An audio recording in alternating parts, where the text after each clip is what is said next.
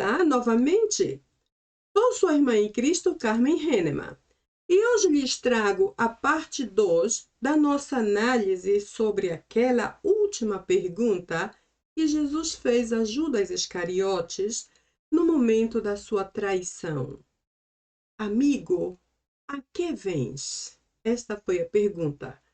E como vimos anteriormente, aquela última experiência para Judas envolve uma das palavras mais nobres, mais doces e mais significativas mencionadas na Bíblia.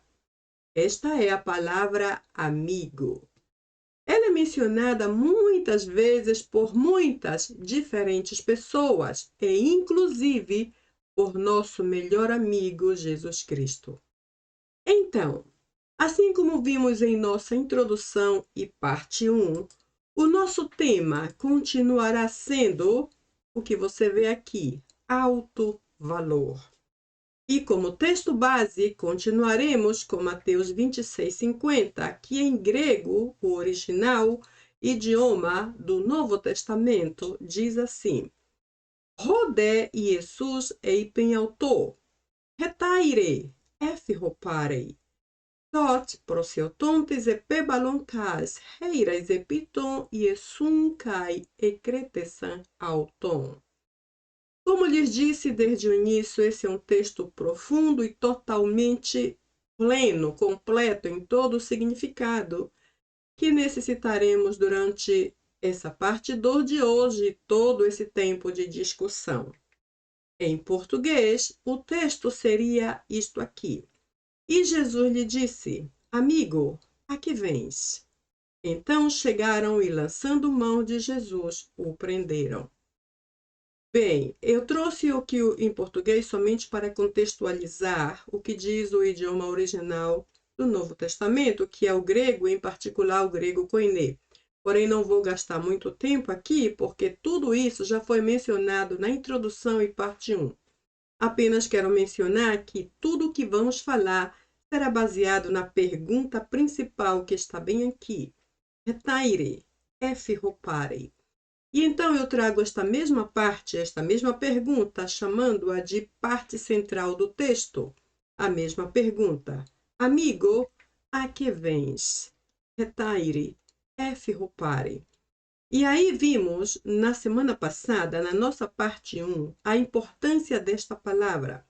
Jesus não chamou a Judas por seu nome, ele chamou por algo muito mais elevado, que foi esta palavra, retaire, que, como vimos, significa amigo especial, com todas as suas características e principais atributos.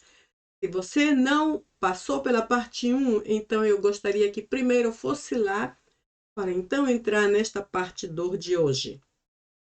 Também lhes expliquei rapidamente uma questão gramatical importante, que é a participação desta pequena partícula que lemos como ro, e que faz o papel da interrogação nesta frase. Como vimos, o final da pergunta não traz aquele signo de interrogação ou o sinal da interrogação que indica uma pergunta, porque o ro aqui funciona como um pronome interrogativo e responsável por perguntar por quê ou para quê. Então, vimos tudo isso na parte 1 e só menciono rapidamente porque você não vê aqui o ponto e vírgula em português que corresponde a uma interrogação em grego. O que vemos aqui é um ponto final, porém, isto é uma pergunta por causa da participação do ro, que neste caso funciona como um pronome interrogativo. Bem, como lhes mencionei tanto na introdução como na parte 1, o nosso tópico está dividido em 3 partes. Na semana passada, passamos a parte 1, que nos trouxe algumas perguntas de análise, entre elas a diferença entre filos e retaire, e como vimos desde aqui, filos é um amigo comum e é algo bom e positivo, porém qualquer um pode ser um filos, e o retaire, que é literalmente um amigo especial ou um melhor amigo, e esta foi exatamente a palavra que Jesus usou para referir-se a Judas Iscariotes. Então, para entendê-la em todo o seu contexto e todas as diferentes qualidades e atributos, eu gostaria que você voltasse à parte 1 da semana passada para entender a diferença entre essas duas principais palavras em grego, mas especialmente essa que Jesus usou para falar com aquele homem traidor. Também na parte 1 eu respondi esta pergunta: por que Jesus chamou Judas Iscariotes de amigo especial, ou seja, retaire, quando ele não era nem mesmo um amigo comum? E também, neste contexto, o que significa esta palavra, retaire? Tudo isso está explicado na parte 1 da semana passada. Por favor, gostaria que você voltasse lá para então passar para a nossa parte 2 de hoje. Hoje, na nossa parte 2, entraremos em algumas perguntas chaves. Por exemplo, a primeira parte falará totalmente sobre Judas. Quem foi ele? Qual foi sua profissão? Como foi seu caráter? E aí, quando falamos ou falaremos do seu caráter, mencionaremos também aqueles hábitos mais comuns de Judas, especialmente os maus hábitos, para que afinal ele se tornasse o traidor. Também, durante todo esse comentário, falaremos como foi o seu passado. Não tanto porque a Bíblia não menciona realmente grande coisa sobre o passado, apenas menciona quais foram as experiências mais comuns de Judas. E, lamentavelmente, a maioria foi negativa. Por isso, vamos trazer aqui apenas uma coisa muito mínima referente ao que ele foi em realidade.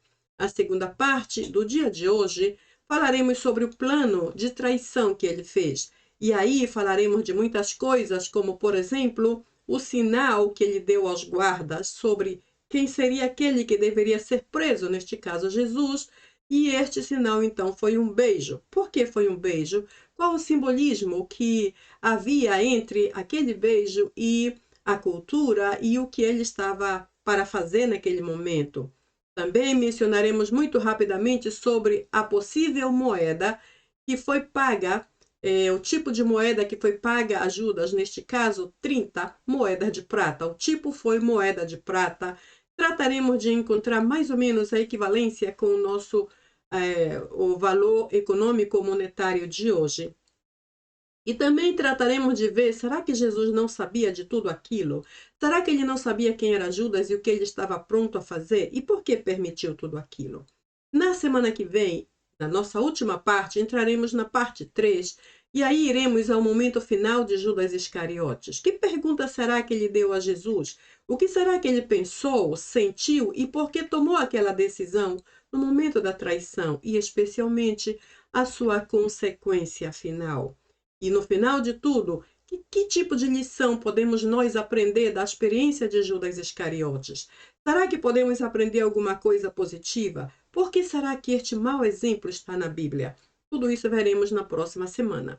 Então, hoje entraremos em nossas perguntas chaves e aí a primeira parte tratará do nosso personagem principal, neste caso, encontrar-te com Jesus Cristo. Jesus sempre vai ser o número 1, porém, como tema de discussão e, sobretudo, de experiência negativa, temos como Judas Iscariotes. E aí vamos ver algumas coisas sobre ele e tratar de entender um pouco de quem foi aquele homem, tanto como pessoa, como discípulo e, sobretudo, o que ele fez.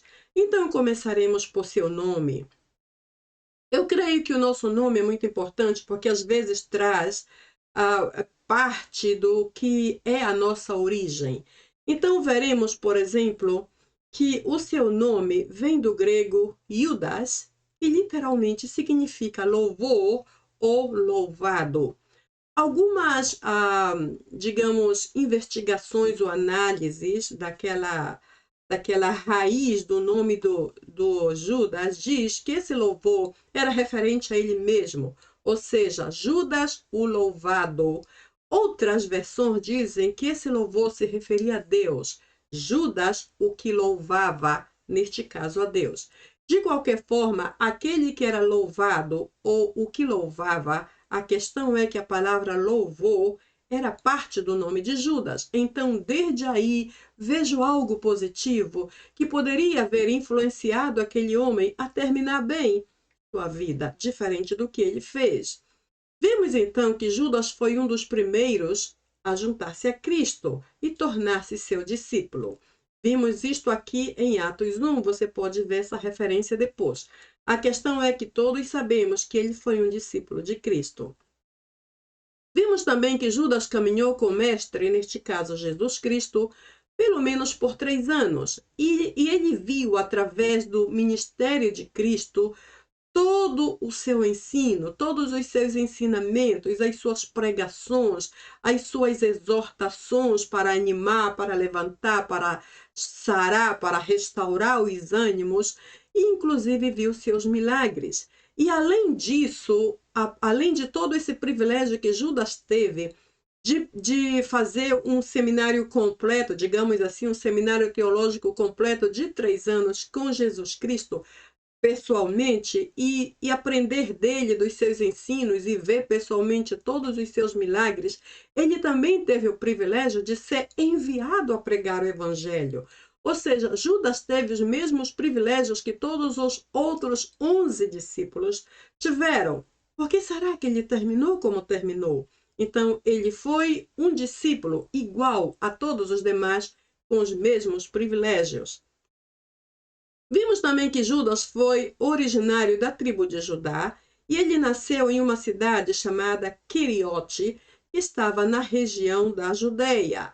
Então, vimos que esse nome, Queriote, parece que influenciou um pouco na forma como ele foi conhecido, porque então ele passou a ser conhecido como Iscariote, ou homem de Queriote, que tinha algo a ver com o seu lugar de origem. Possivelmente, Iscariotes surgiu da palavra latina sicarios, que literalmente significa assassino. Bem, Judas, a primeira parte do nome, é louvor, porém Iscariotes, isso é só uma teoria, provavelmente tem relação com sicários, que é traduzido, ou pode ser traduzido como assassino, e que é totalmente negativo e contrasta com o que seria o nome original Judas. Iscariotes, então, seria como uma espécie de sobrenome. Vimos, então, a partir daqui, vamos ver que quando tratamos da história de alguém, da vida de alguém, dos relatos sobre alguém, sobre algum lugar, entramos na história, nas tradições e também entramos nas teorias. Vamos pensar que isto aqui é apenas uma das teorias que nos dá a entender, o que nos faz pensar que o sobrenome Iscariote veio de Sicários e literalmente significa assassino. Isso não está confirmado. Como disse, é apenas uma teoria. Possivelmente ou possivelmente não. Vimos também que o nome Iscariote pode ser o sobrenome de família, ou seja, todos nós temos o nosso nome e o sobrenome. Então, o sobrenome geralmente veio dos tetravós, dos bisavós, dos avós, dos pais. Então, é um nome que vai caminhando através das gerações. É possível. Então, aqui vemos já 2 possibilidades. Pode ser que veio da palavra latina, que é totalmente negativa, sicários ou assassino, ou Iscariote, simplesmente um nome de família comum que não tem nada a ver com nenhuma coisa má. Vimos também que Judas é o nome que mais aparece nos evangelhos depois de Simão Pedro. Ou seja, esse nome parece ser bastante famoso, não por causa de Judas Iscariotes, mas porque existem muitos outros Judas na Bíblia. E há, inclusive, umas versões, ou umas, digamos, teorias, que dizem que o nome Judas aparece até mais de 20 vezes dentro desses evangelhos. Repito, não apenas por Judas Iscariotes, mas porque houveram outros Judas, inclusive alguns personagens de muito mais importância, também chamado Judas. Vimos também que Judas foi o único discípulo que não era da Galileia. Ele era judeu, certo? Então, era o único que não era da Galileia. Tinha assim, uma espécie de diferença cultural, ou havia uma pequena diferença cultural entre ele e os demais discípulos. Vimos também que ele veio da mesma etnia de Jesus Cristo, ou seja, da etnia judaica. Esse é apenas um breve resumo, bastante breve, sobre o nome dele. Repetindo, às vezes o nosso nome traz algo de verdade sobre quem somos. Por isso eu até creio que quando o nosso nome é negativo, bastante pesado, é necessário orar. E em nome de Jesus declarar que o peso negativo, as maldições deste nome estão canceladas em nome de Jesus e não têm poder sobre nossas vidas. Esta é apenas uma forma como eu penso, é apenas uma opinião. Por isso eu trouxe o nome dele aqui, porque creio que o nome, sim, tem a ver às vezes com a pessoa. A segunda parte das perguntas chaves aqui fala sobre sua profissão. Em todo o relato bíblico, vimos que Judas era ou parecia ser uma pessoa bastante entendida em economia e administração. Isso é uma coisa bastante importante. E quando eu digo a palavra entendido, ou seja, eu estou falando de um conhecedor, ele tinha conhecimento, tinha experiência e também até uma certa profissionalização, ou seja, ele era um profissional da economia. E por isso foi muito útil, até mesmo no ministério. Apresentava grande capacidade de trabalhar com números. Logicamente, se ele estudou economia, então ele tinha uma certa facilidade e, quem sabe, até ele amava trabalhar com os números, como é próprio de qualquer economista. Inclusive, ele calculou rapidamente o valor do perfume que Maria derramava nos pés de Jesus. Vimos aí em João capítulo 12. Vimos que Maria estava ungindo a Jesus com um perfume que era uma espécie de bálsamo de nardo bastante caro. Então Judas chegou ali e protestou imediatamente, dizendo: por que não vendem esse perfume que para ele era um desperdício derramar nos pés de Jesus? Ele disse: por que não vendem isso por 300 denários e então o dinheiro dá aos pobres? Porque aparentemente 300 parecia ser uma grande quantidade de dinheiro, suficiente para dividir entre diferentes pessoas. Por isso a palavra vem em plural, aos pobres, ou seja, mais de um, porque 300 era uma grande quantidade. Ele calculou rapidamente. Aqui eu não quero mencionar ou enfatizar muito o preço do perfume, mas a habilidade dele em fazer um rápido cálculo. Eu não creio que aquele perfume era, por exemplo, uma garrafa, uma caixa ou sei lá o que tivesse o preço, assim, uma coisa pregado ali com preço bem visível. Eu não creio. Eu creio apenas que Judas olhou e reconheceu o perfume e imediatamente calculou, quase por intuição. Isto revela a grande habilidade que ele tinha de trabalhar com os números.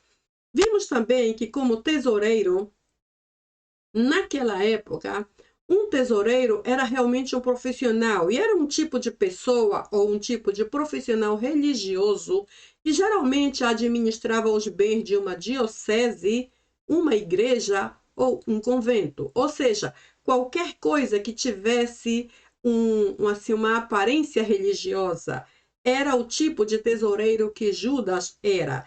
Ele estudou, aparentemente, ou se não estudou formalmente, ele sabia muitíssimo sobre economia e administração e ocupou o mesmo posto que qualquer profissional da economia ocuparia naquela época. E como menciono, em uma diocese, que é uma organização grande, uma igreja, que também é uma organização um pouco menor que uma diocese, ou um convento, todos em âmbito religiosos. Esta era a classe de formação ou profissão que ele apresentava. Ele foi o tesoureiro da equipe do ministério de Jesus. Então, aqui nesse ponto eu vejo que Jesus, então, usou as habilidades de Judas, assim como hoje. Ele quer usar o que sabemos, o que aprendemos, o que estudamos, sempre para a sua glória. Ele foi, então, o tesoureiro de Jesus. Como tesoureiro, aqui vem a parte negativa, ele foi muito desonesto, apropriando-se inclusive dos bens que eram destinados aos pobres, como vimos em João 12, versículo 6. Ele literalmente era chamado de ladrão, ou seja, uma pessoa bastante desonesta. Interessante, tinha boas habilidades de economia e administração, ocupava um posto de superioridade como esses tesoureiros formados formalmente. Porém, tinha esse aspecto de caráter muito negativo, era desonesto. E com uma pessoa desonesta não se pode realmente trabalhar. Então, como eu disse antes, isso prova que Deus usa nossas capacidades e conhecimentos. Ele também usa nossas habilidades e experiências. Tudo o que somos, tudo o que aprendemos, tudo o que estudamos, deve ser para a glória do Senhor. Judas tinha tudo para prosperar, inclusive profissionalmente, e preferiu fazer o oposto. A terceira parte das nossas perguntas-chave se refere ao seu caráter, que é uma coisa importante, porque o caráter define o que vamos fazer e como vamos fazer. Como eu já disse, aqui em João 12, vimos que ele foi literalmente definido como um ladrão, como um ganancioso ou ambicioso e desonesto desde o início. Você somente lê aqui e vai ver que essa definição sobre Judas está bem clara e não foi realmente algo bom, não foi positivo. Ele se apropriava dos bens dos pobres, aqui vemos nessa referência. Inclusive, ele protestou contra Maria, dizendo: por que esse perfume não foi vendido por 300 moedas de prata? Disse ele, por 300 moedas de prata para dar aos pobres. Essas moedas de prata aqui podem haver sido denários ou outra moeda qualquer, porque o tema moeda de prata se referia a diferentes moedas naquela época. Então, ele somente mencionou o tipo da moeda, porque não foi vendido por 300, e 300 aqui parece uma grande quantidade, para dar aos pobres. Ele disse isso não porque se preocupava com os pobres, mas porque era um ladrão. Isso tudo lemos aqui em João 12, a partir do versículo 4 ao 6, mais ou menos, você encontra isso lá. Ademais, eu vejo aqui que ele foi hábil para criticar Maria quando esta usou este perfume caro, que foi o nardo, assim, bastante caro, para ungir a Jesus, mas não se preocupou com a sua própria falsa aparência cristã, seu comportamento disfarçado e palavras que eram até ensaiadas com fraseologias adaptadas para ocultar seu pecado de enganar os demais. Ou seja, aqui trato de fazer ou trazer uma certa discussão ou contradição entre o que ele reclamava dos demais e o que ele era em si mesmo. Aqui na parte anterior vimos, nessa referência de João 12, como ele protestou contra Maria. Ele repreendeu a Maria, ele protestou a sua atitude de gastar um perfume tão caro ungindo a Jesus. Para ele aquilo era um desperdício, porque ele não entendia a visão que estava por trás daquela unção. Maria, na verdade, estava adorando ao Senhor, e como adoradores, devemos sempre dar o melhor, e Maria estava dando o melhor, o mais caro, o mais precioso, o mais avaliado em um maior preço, uma maior qualidade. Era o que Maria fazia, porém Judas não via assim, porque a sua mentalidade, a sua visão e a sua motivação estavam apenas em números, apenas no dinheiro. Por isso ele foi rápido em criticá-la. Em nenhum momento ele disse: ai, que bom que Maria está adorando ao Senhor, que bom que Maria está fazendo a coisa certa, isso é algo louvável. Ele não disse isso. Ele foi direto ao número, direto ao valor do dinheiro, direto ao amor ao dinheiro, e ele criticou dizendo: ah, isso é um desperdício, em outras palavras, certo? Vocês poderiam vender isso e dar o dinheiro aos pobres, seria melhor do que adorar Jesus. Essa era a mentalidade de Judas Iscariotes. Vimos então que a partir desta reação com relação a Maria e o que ela fazia por Jesus, ele não passava de um mero religioso que fingia ser um cristão. Isso é algo que lamentavelmente ocorre até hoje. Quantos cristãos fingem, aparentam, vestem como uma máscara, um disfarce, uma camuflagem, em outras palavras, e passam despercebidos como um cristão. E sabe, irmãos, não são apenas membros, inclusive pastores, bispos, reverendos e outros mais que têm posições altíssimas, eles passam disfarçados, porém não passam de religiosos. Então, como é que vamos saber quando vimos as suas obras, como por exemplo com Judas? Era um hipócrita, não há dúvida disso, e era avarento e amante do dinheiro, a tal ponto que vendeu a Jesus por 30 moedas de prata. Ele era um hipócrita, porque ele aparentava o que não era. Era um avarento e amante do dinheiro, porque não apenas porque roubava da bolsa dos pobres, como nos menciona João 12, mas também porque ele contrastou e atacou a Maria pela atitude de gastar um perfume caríssimo ungindo a Jesus, mas principalmente por essa última ação, quando ele vendeu a Jesus, porque a palavra é esta, ele negociou a vida de Jesus e possivelmente ele mesmo deu o valor. Deem-me 30 moedas de prata e lhes entrego a Jesus. Ou seja, terrível o que ele fez, porque sua visão, suas motivações e seu amor estavam no dinheiro. E a Bíblia diz desde já, lá no Novo Testamento, que o amor ao dinheiro é a raiz, é o motivo, é a razão principal de todos os males. E não apenas de uma confusão, de um problema, mas da mesma traição e até da morte. Então, ele estava totalmente contaminado. A segunda parte da nossa narração de hoje trata sobre o plano. E esse plano eu dividi em 4 partes. A primeira são as autoridades que ele contactou para fazer aquele plano de traição. Então, de início vimos que Judas Iscariotes negociou com o Sinédrio.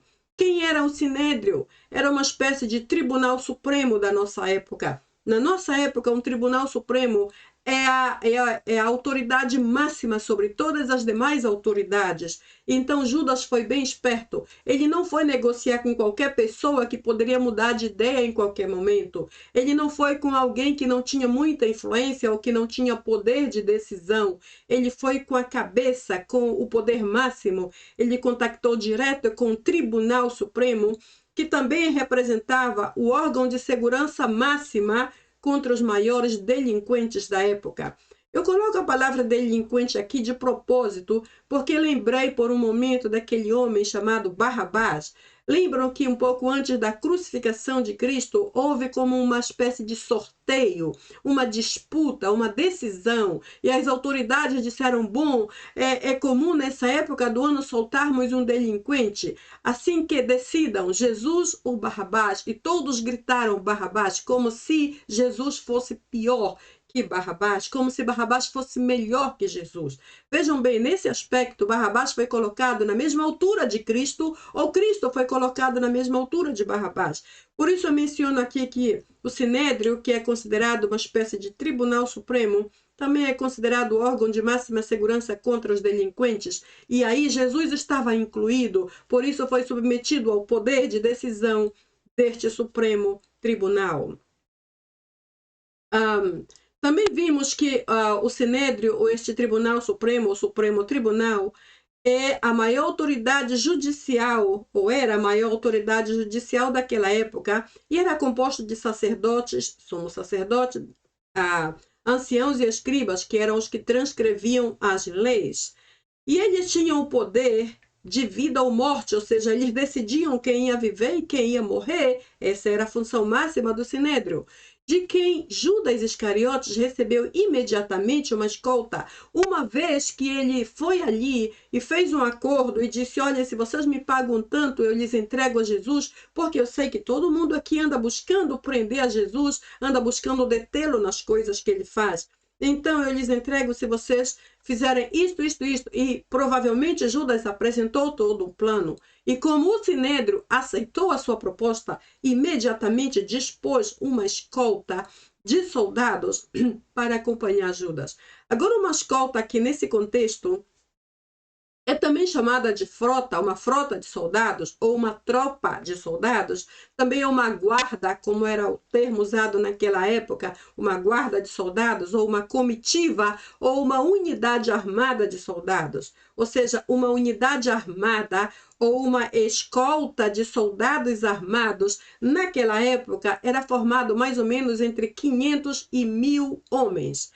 Eu, na verdade, não creio muito que mandaram 500 homens, por exemplo, lá no jardim do Getsemane para prender a Jesus, porque isso envolveria muitas outras autoridades para decidir por tão grande quantidade de soldados e, ademais, causaria um alvoroço muito maior na cidade, que 500 homens cruzem todo o caminho até chegar lá no Getsemane. Então, eu não creio que foi toda essa quantidade, porém, ele recebeu uma escolta, que pode haver sido de 100 homens, 150, 300, 400 homens, não sei. Por quê? Porque eles consideravam Jesus um homem muito poderoso e, logicamente, muito perigoso no contexto deles. Jesus, na verdade, representava uma ameaça para as autoridades daquela época por causa dos milagres que ele fazia e como se estava tornando popular entre as multidões.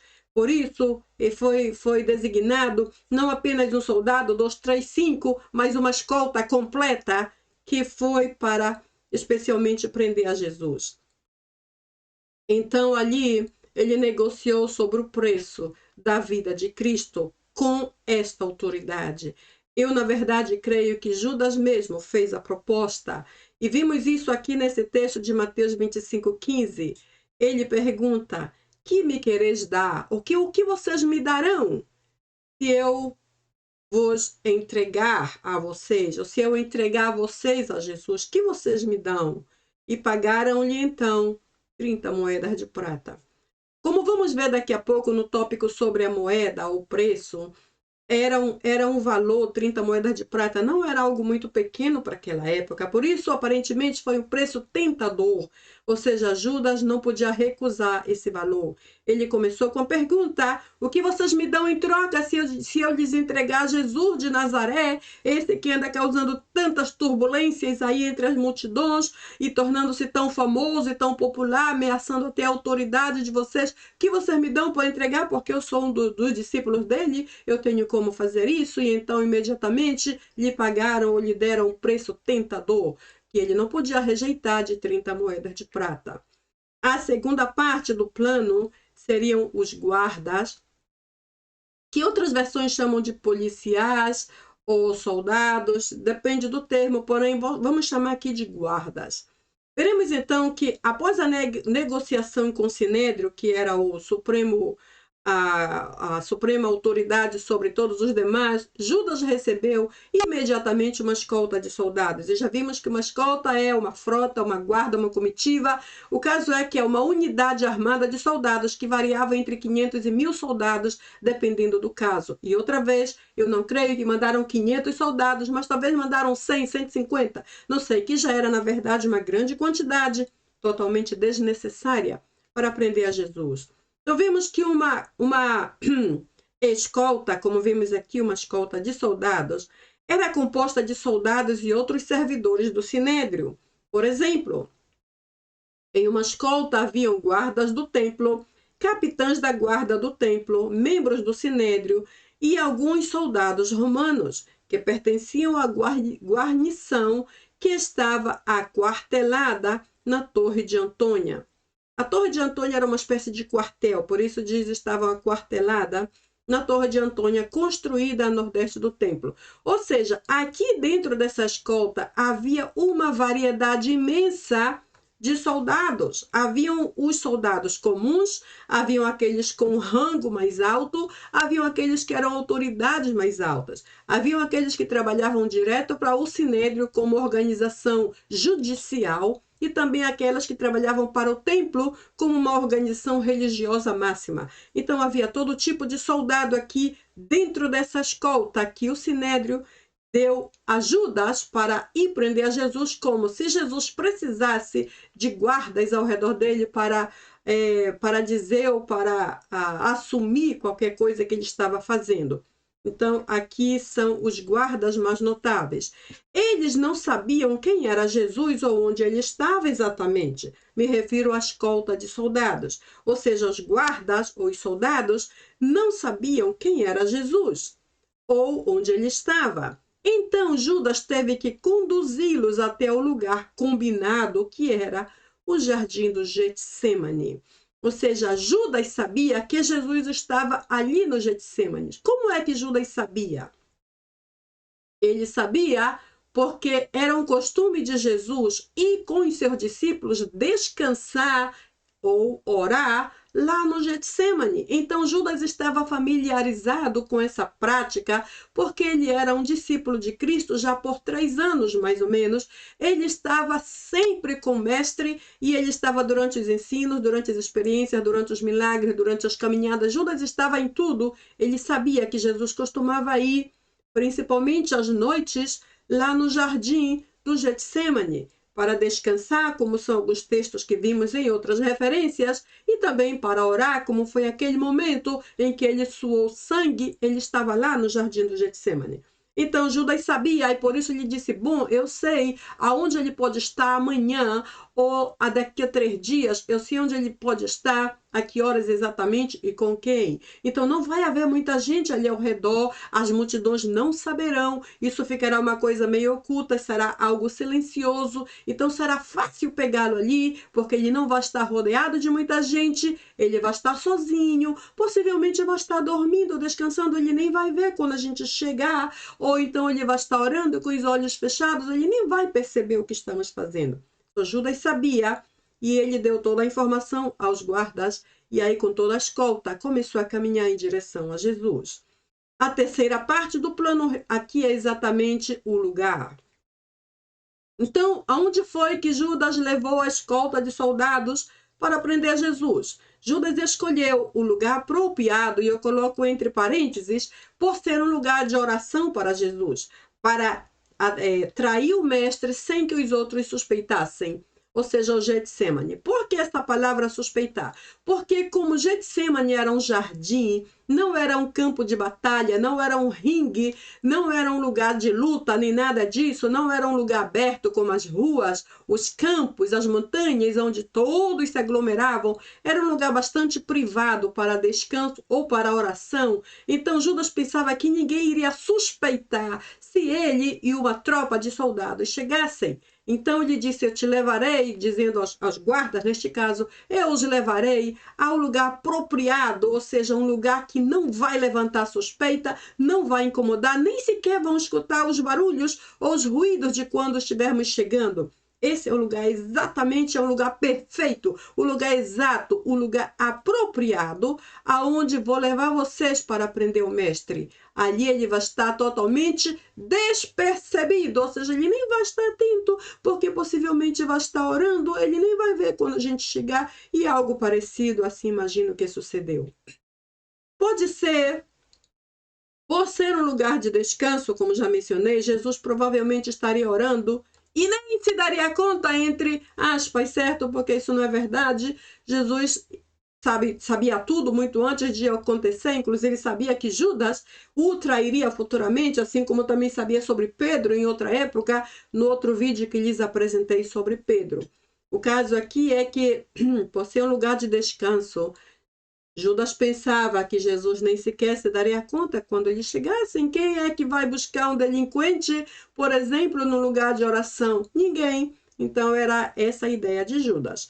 Para ele, aquele era o melhor momento para executar seu plano. Por que o melhor momento? Porque era um lugar de oração. Ninguém vai prender uma pessoa no momento da oração. Então, Judas pensava as coisas meio contrário, parece que ele olhava as coisas de trás para frente. Vimos então que Judas era o responsável por tão grande feito. Ele pensava que o plano dele era perfeito, por isso eu coloco entre aspas. Tão grande feito é uma forma meio irônica de dizer que Judas estava totalmente equivocado. Ele pensava que era o grande plano do século. Na verdade, ele nem sabia que ele já estava descoberto, já fazia muito tempo, de vender um inocente e ganhar dinheiro com isso. Ou seja, ele era o responsável por um plano tão aparentemente perfeito que consistia em vender um inocente, neste caso Jesus, e ganhar dinheiro com esta negociação. Jesus foi levado então aos sacerdotes e depois entregue ao governador romano Pôncio Pilatos e a Herodes. Então vamos ver que aqui, entre o que Judas fez, que vamos ver agora mesmo a questão do beijo, e quando levaram a Jesus, houve algo importante. As pessoas pensavam, os guardas ou a escolta pensava que Jesus fugiria, que ele mentiria, que ele negaria, que ele era o mestre, que ele fazia milagres, que se estava tornando popular e tudo isso, se bem que não era a intenção de Cristo, mas ele estava por causa dos poderosos milagres que ocorriam. Então, entre uma coisa e outra, vemos que quando a escolta perguntou, viemos por Jesus, e Jesus foi adiante e disse, eu sou, todos caíram, ou seja, o impacto da presença do poder de Deus foi tão assim visível, tão sensível, que ninguém resistiu. E mesmo assim o levaram, e o levaram direto às autoridades mais altas e mais cruéis da época. Vimos então que a quarta parte do plano aqui consistia no sinal. E eu coloquei entre aspas também, porque esse tipo de sinal é algo bem diferente do que seria um sinal em nossa época. Na parte 1 eu mencionei que há outras formas de dar um sinal. Pode ser com a cabeça, assim, indicando para a direita ou para a esquerda. Pode ser com os olhos, que podem mover para uma ou outra direção. Pode ser com o dedo, a gente pode apontar assim ou assim. Porém, Judas escolheu um outro sinal. E este sinal foi o beijo. Por que será que Judas escolheu o beijo? Escolheu beijar o rosto de Jesus. Alguns dizem que ele beijou na testa, outros dizem que ele beijou na face. O caso é que ele beijou o rosto de Jesus. Por que será? Então vamos ver aqui. Primeiro, a escolta não saberia ou não sabia quem era Jesus. Ninguém conhecia Jesus porque eles viviam em âmbitos diferentes. Jesus é um mestre, é considerado, vamos ver, usar a palavra religioso, que não se aplica aqui, mas só para fazer uma divisão. Jesus fazia parte do mundo religioso e aí a escolta fazia parte lá da outra parte da vida, nesse caso, o âmbito militar ou judicial, naquela outra parte que é o contraste do que seria o religioso. Então, para começar, a escolta ou os guardas não sabiam quem era Jesus. Então, por ser noite, porque isso sucedeu pela noite, seria ainda mais difícil de distingui-lo entre os demais apóstolos, entre os seus discípulos. Por quê? Porque como todos eram da Galileia, excluindo Judas, então, aparentemente, segundo os relatos históricos, eles eram bem parecidos. Ou seja, Jesus e os discípulos fisicamente pareciam. Isso é uma coisa que se pode entender, certo? Dependendo da região de onde vimos, então é possível que sejamos parecidos na cor, na altura, a cor do cabelo, a cor dos olhos, e também somos parecidos na forma de falar, dependendo da região de onde viemos. Neste caso, Jesus e 11 dos seus discípulos provavelmente vieram todos de uma mesma região, vieram da Galileia, por isso Jesus, o Galileu. Então, como vieram todas da mesma região, eles tinham uma certa similitude física. Eles possivelmente eram todos da mesma cor, assim, quem sabe, meio bronzeados, porque eles andavam ao ar livre muito tempo, eles caminhavam. Eu não creio que eles tinham carro, não tinham moto, não tinham nada, eles andavam no sol, andavam nas praias, então o calor os queimava. Imagina que todos tinham cabelo preto, talvez todos tinham cabelo meio crespo, os olhos da mesma cor, talvez todos mais ou menos da mesma altura, e mais porque eram homens, possivelmente todos da mesma altura ou quase da mesma altura, possivelmente todos eram magros, eu não creio que havia nenhum gordo ali, porque eles caminhavam muito, eles comiam coisas que eram como, por exemplo, peixe na praia, então ajudava muito em uma boa forma física. Ademais, eles jejuavam com frequência. Então, eu creio que todos tinham a mesma compostura física, a mesma cor, a mesma altura. Eles eram parecidos. Então, eu coloco aqui, por ser noite, seria ainda mais difícil distingui-lo dos seus discípulos ou apóstolos, porque eles eram todos fisicamente parecidos. Eles não esperavam que o Salvador se apresentasse espontaneamente. Ou seja, a escolta não esperava, porque era costume que quando eles fossem buscar e prender algum delinquente, a tendência era que o delinquente fugisse, gritasse, se esperneasse, se debatesse ou atacasse os próprios guardas no intento de fugir. Então, eles não esperavam que Jesus fizesse o que fez. Jesus passou adiante e disse, eu sou, porque eles disseram, viemos buscar Jesus de Nazaré, ou algo semelhante. Jesus disse, eu sou esta pessoa, e bum, todos caíram por causa do poder da presença de Deus ali. O caso é que eles não esperavam essa reação tão honesta de Cristo.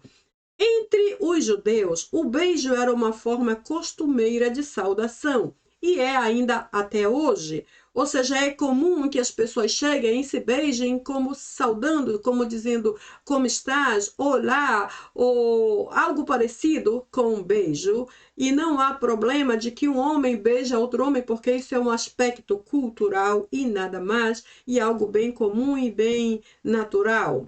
Naturalmente, o beijo representa um gesto de amizade. Esse é o conceito geral do beijo. Porém, Judas o usou como uma trampa para não surpreender. Ou seja, Judas foi bem inteligente novamente. Ele usou uma prática que era comum para não levantar suspeitas.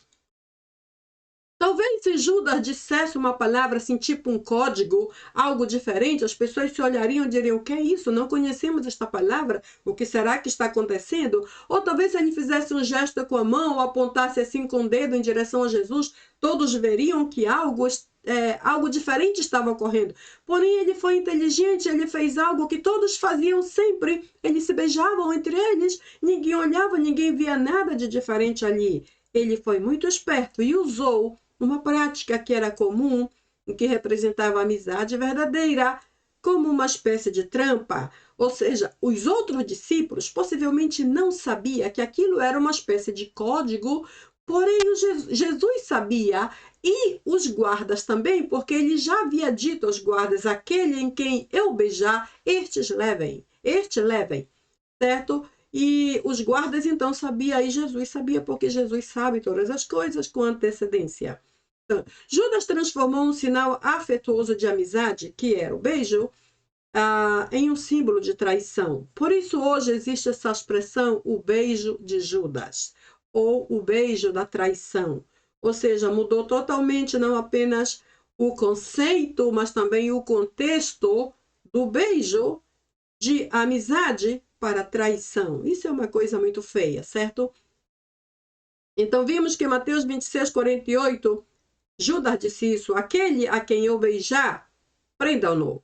Este foi o sinal. Por isso eu coloco bem aqui em cima o sinal que ele deu aos guardas. Por ser o beijo algo comum, culturalmente falando entre eles, ele disse aos guardas: aquela pessoa em quem eu beijar, este é o culpado, este é o delinquente, este é a pessoa má, levem.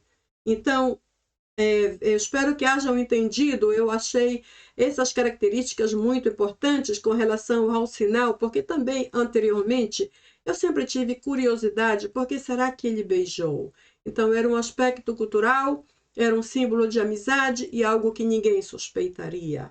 Então ele tinha que fazer ou mostrar um sinal físico visível.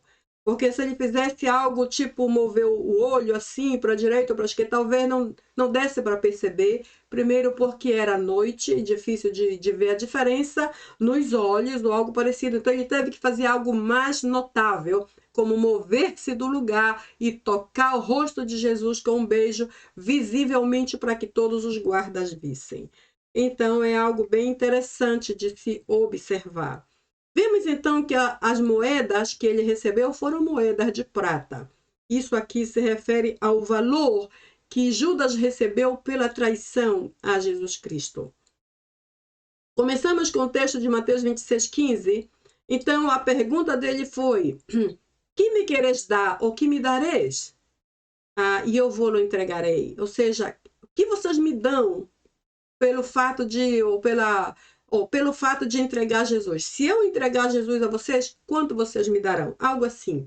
E então o Sinédrio decidiu pagar-lhe 30 moedas de prata, que naquela época era um valor mais ou menos bom, diria assim, aceitável, assim que era um valor meio tentador. Veremos então que as leis judaicas e também os regulamentos romanos ditavam que o Templo de Jerusalém poderia guardar exclusivamente as de dracmas e tetradracmas de Tiro, como pagamento do tributo anual. Ou seja, todos pagavam impostos e então o templo guardava o que o povo pagava.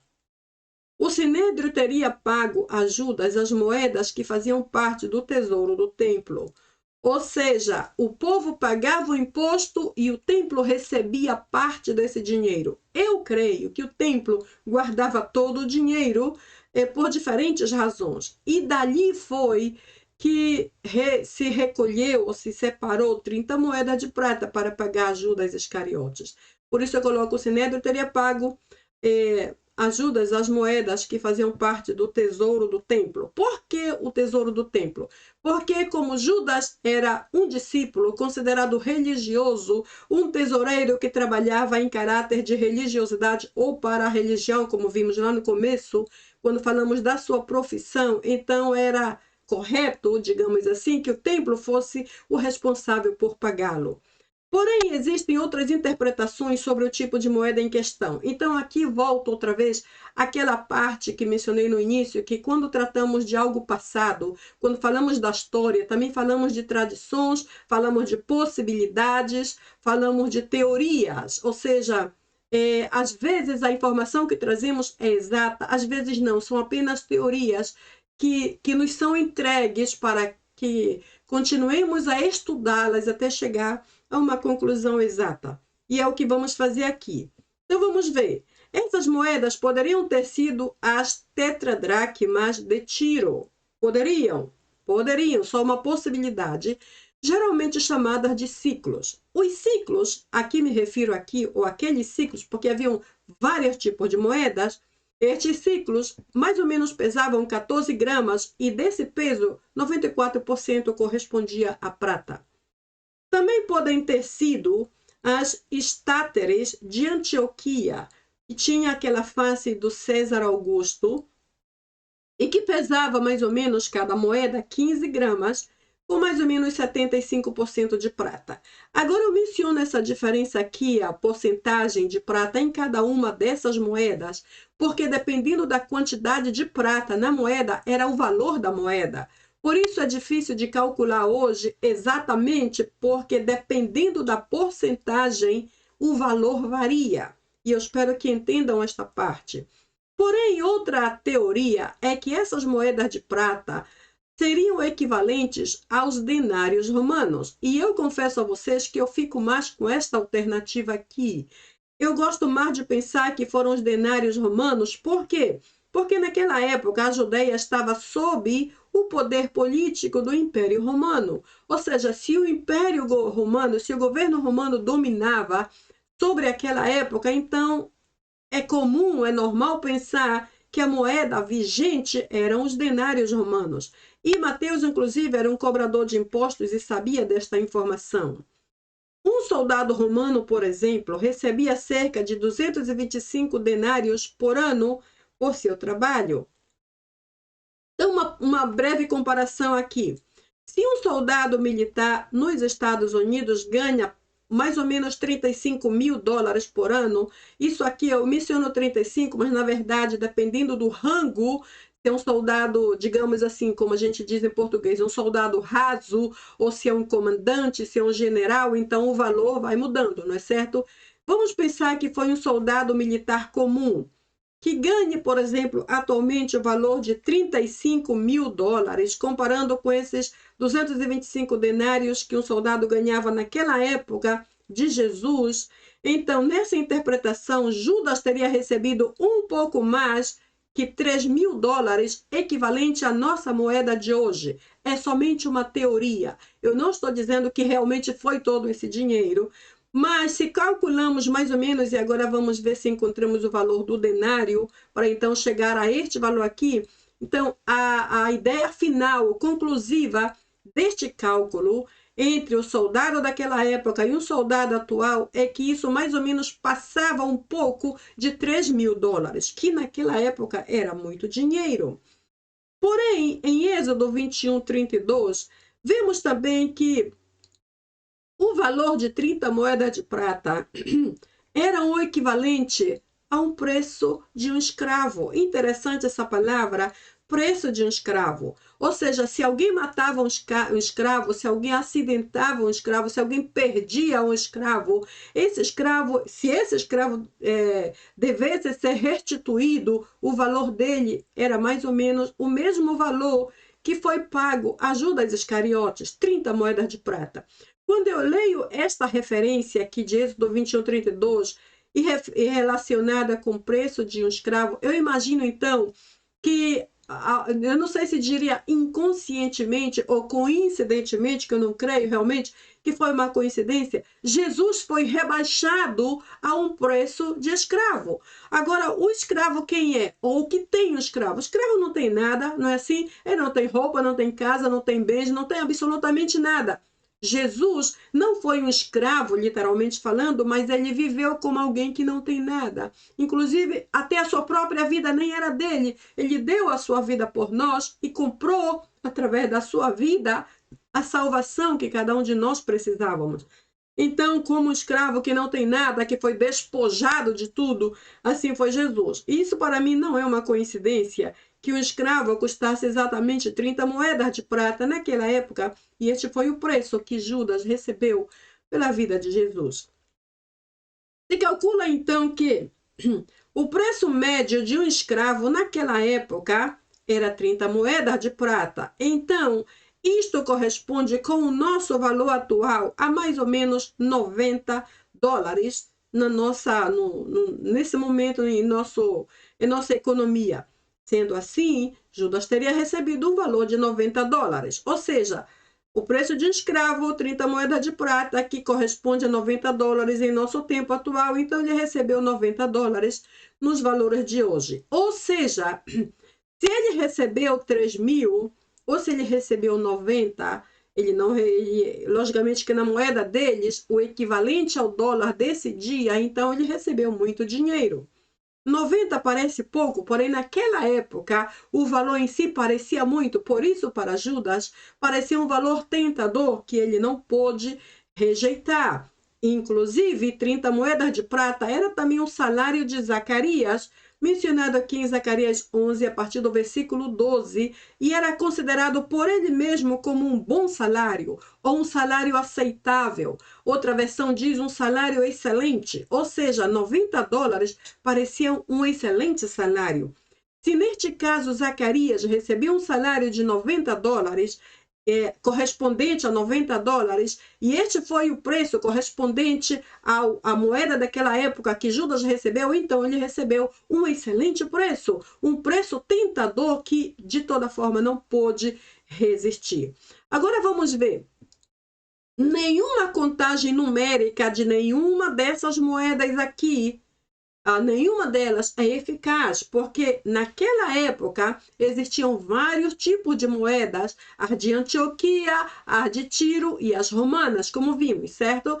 Então aqui eu vou repetir, as do Tiro, bem aqui, as de Antioquia, inclusive com peso e quantidade de prata diferente, e também as romanas ou os denários romanos. Então, diferentes moedas com diferentes preços e diferentes valores, e cada uma delas com peso de prata diferente, e cada uma delas com um valor distinto por causa da quantidade de prata em cada uma. Portanto, tudo que temos aqui são teorias aproximadas e que tratam de equivaler ou se equiparar com o valor da nossa atualidade. Eu só repito isso para que não pensem que estou afirmando que foi assim, ok? Então, esses diferentes preços nos trazem diferentes noções, diferentes ideias e diferentes teorias.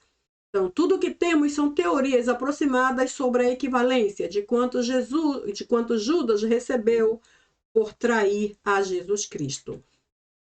Trouxe também aqui algumas imagens sobre moedas. Os tipos de moedas eu já mencionei, agora lhes mostro. E aqui lhes peço perdão por algo que não encontro assim algo mais resumido, então trouxe esta. Bem, então aqui vamos ver. Essa aqui é o tetradracma da Antioquia. Essas duas aqui. Esse é o ciclo do Tiro. E aqui vemos uma informação sobre o denário romano. O denário romano tem origem no seu valor numérico, pois o denário equivale a 10 asses. E asses é uma outra moeda romana, como menciono aqui. Daí vem o nome denário, que significa 10 vezes, ou que contém 10. Inclusive, eu não sabia que o nome denário também dá origem a dinheiro, que é o nome que usamos em português.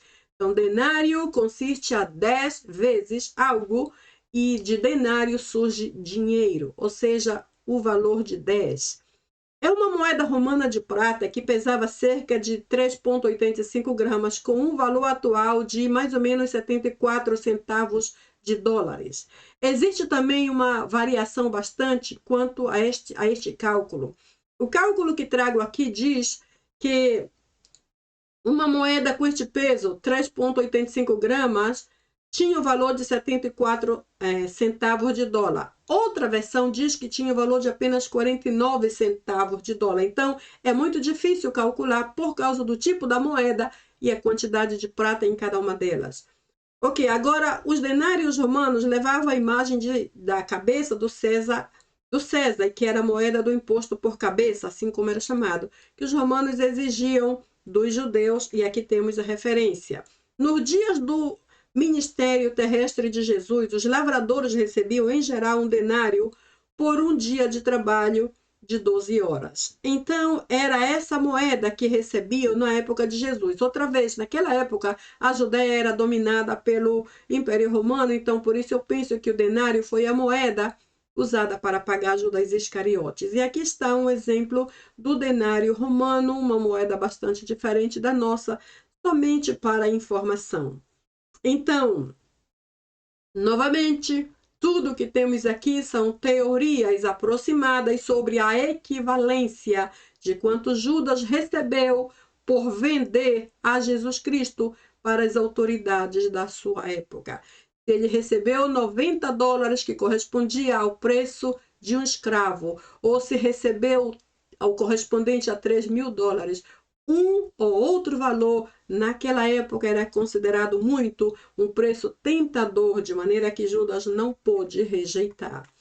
Agora, uma das perguntas finais que temos lá na nossa lista, correspondente à parte 2, que é de hoje, é esta. Será que Jesus não sabia de tudo isso? Será que ele não conhecia Judas o suficiente? E se sabia, por que o permitiu? Porque será que Jesus, conhecendo a Judas e sua má índole e o que ele faria no final, por que o permitiu? Então vamos retornar uma informação da semana passada. Primeiro, eu creio que ele permitiu para mostrar a Judas o alto valor que Jesus lhe dava.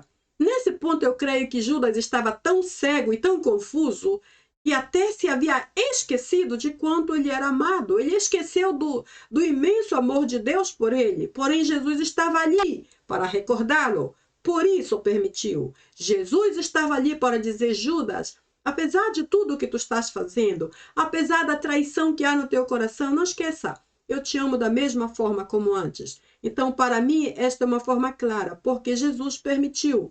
Primeiro, para recordar-lhe do grande amor de Deus por ele. Segundo, para que Judas reconhecesse seu próprio valor. Essa é uma coisa bastante importante, porque quando nós esquecemos do quanto Deus nos ama, naturalmente o seguinte passo é que esquecemos o nosso próprio valor. Não sabemos quanto valemos, porque não sabemos qual é o imenso valor que Deus nos dá. Então, eu creio que aqui nesta segunda alternativa, a sua cegueira foi tão grande que ele até perdeu a noção do seu próprio valor como pessoa e, sobretudo, perdeu o valor da sua eternidade. Lembre-se, irmãos, a partir do momento em que pensamos que a nossa eternidade pode ser por nossa conta, pode ser sem Cristo, podemos concluir que estamos completamente perdidos, porque partir para uma eternidade sem Cristo não vale a pena, não vale a pena. Portanto, Jesus estava ali para recordar-lhe: faças o que faças, lembra-te, se tu partes por tua conta, comprometido com o pecado, tu vais direto para uma eternidade de tormento para sempre, separado de Deus, aonde Cristo não vai estar contigo. E uma eternidade sem Cristo, já sabemos, não vale a pena. Em terceiro lugar, eu creio que ele permitiu isso para mostrar-lhe que Jesus não o rejeitou, apesar da sua imensa traição. Então, apesar do que ele era e do que fazia, Jesus não o rejeitou, não o odiou e não o ignorou. Inclusive, até no último minuto da sua vida, da vida de Judas, ali estava Jesus, dizendo: meu amigo, por que fazes isto? Por que estás aqui? Por que esta decisão? Essa pergunta que Jesus lhe fez: amigo, para que vieste? Foi no último momento, minutos antes, ou pouco tempo antes que Judas decidisse tirar a própria vida. Então, isto nos mostra que Deus nos ama a todos igualmente, sem acepção, sem discriminação, sem indiferença alguma. Não importa o que façamos, não importa inclusive o que somos, ele continua amando-nos sem fazer acepção nenhuma entre um e outro. Também creio que a expressão mais doce, mais nobre e mais amorosa que se podia dar a um traidor foi aquela expressão que Jesus usou quando disse: amigo, a que vens? Vejo também que em tudo isso, além de tudo que Jesus tratou de fazer para, digamos, convencer a Judas do que ele estava fazendo e tocar sua consciência, ele também lhe dava a oportunidade de refletir sobre o errado que ele estava fazendo, assim como em nosso tempo de hoje. Ele sempre nos dá uma segunda, uma terceira, uma quarta, uma 10ª oportunidade de refletir sobre o errado que estamos fazendo e nos dá uma nova oportunidade de retornar, de voltar atrás, especialmente porque em muitos casos esta é a nossa última oportunidade. E por fim, ajudar a Judas a ver que o valor que ele dava a Jesus não era o mesmo que Jesus dava a ele. Judas dava a Jesus um valor de apenas 30 moedas de prata, enquanto que Jesus dava a ele o valor da palavra mais especial, que foi a palavra retaire, a palavra mais doce, mais nobre e mais amorosa, que um traidor, inclusive, não merecia receber. Jesus queria deixar isto claro. Recordemos que lá em 2 Timóteo, capítulo 2, versículo 13, a Bíblia disse: se somos infiéis, ele permanece sendo fiel, porque não pode negar-se a si mesmo. Isso foi exatamente o que Jesus fez ali com Judas. Então, continuemos pensando que, se Jesus nos perguntasse hoje, amigo ou amiga, a que vens? Por que estás aqui? Por que viestes? Por que caminhas comigo? Se ele nos perguntasse, retaire, meu amigo especial, minha amiga especial, rouparei, por que viestes? Por que estáis aqui? Por que andas comigo?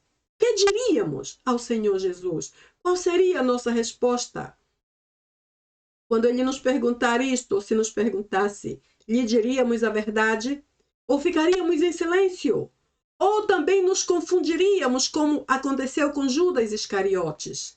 Lembremos que aquele que foi Judas, o Judas Iscariotes já passou, porém hoje, atualmente, há muitos Judas, entre parênteses, que ainda existem entre nós e que estão e que continuam mentindo, caluniando, traindo, causando divisões, matando, roubando, destruindo reputações, enfim, fazendo desgraças, amando ardentemente o pecado que faz. Ainda há muitos Judas assim. Porém, este não é o desejo de Deus que sigamos este exemplo. Eu digo tudo isso porque a minha pergunta anterior a esta foi: se Jesus sabia de tudo isso, por que permitiu? Então, ele não permitiu por ser isto a vontade dele, mas ele permitiu também para que aprendamos com o mau exemplo de Judas.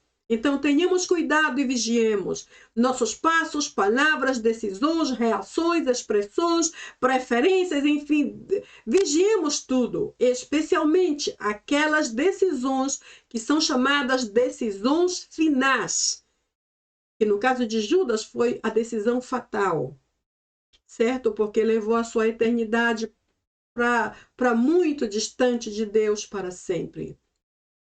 Especialmente aquelas chamadas decisões finais, que marcarão nossas vidas para toda a eternidade, para sempre, como Judas Iscariotes fez.